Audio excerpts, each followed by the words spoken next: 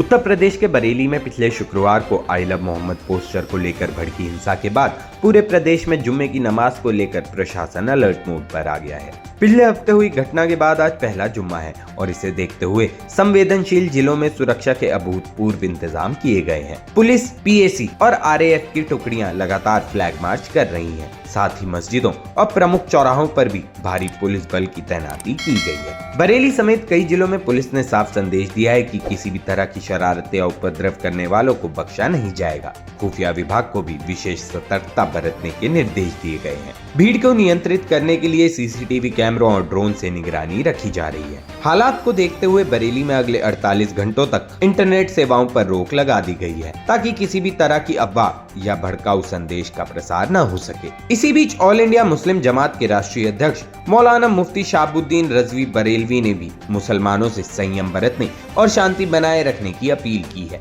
उन्होंने कहा कि नमाज के बाद लोग सीधे अपने घरों को लौट जाएं और अपनी दिनचर्या में लग जाएं। उन्होंने साफ चेतावनी दी कि किसी के बहकावे या उकसावे में आकर भीड़ का हिस्सा बनने से बचें। मौलाना रजवी ने खास तौर पर युवाओं से अपील की है कि वे किसी भी प्रदर्शन, धरने या हिंसक गतिविधि से दूरी बनाए रखें। उन्होंने इमामों से भी आग्रह किया है कि जुम्मे की तकरीर यानी भाषण में लोगों को शांति और भाईचारे का संदेश दें। युवाओं को समझाएं कि उनकी जिम्मेदारी सिर्फ अपने परिवार और समाज के प्रति है, न कि किसी भड़काऊ भीड़ का हिस्सा बनने की। उन्होंने कहा कि कोई कितना भी बुलाए, चाहे धरने की बात हो या प्रदर्शन की, उससे पूरी तरह दूरी बनाए रखें। पुलिस प्रशासन भी पूरी तरह सतर्क है और बार बार लोगों से अपील कर रही है कि अफवाहों पर ध्यान न दें। एसपी और डीएम स्तर के अधिकारी खुद मैदान में उतरकर हालात की समीक्षा कर रहे हैं। मिश्रित आबादी वाले इलाकों में पुलिस गश्त बढ़ा दी गई है ताकि किसी भी अप्रिय स्थिति को समय रहते रोका जा सके। बरेली में पिछले हफ्ते जिस तरह मामूली विवाद ने हिंसक रूप ले लिया था,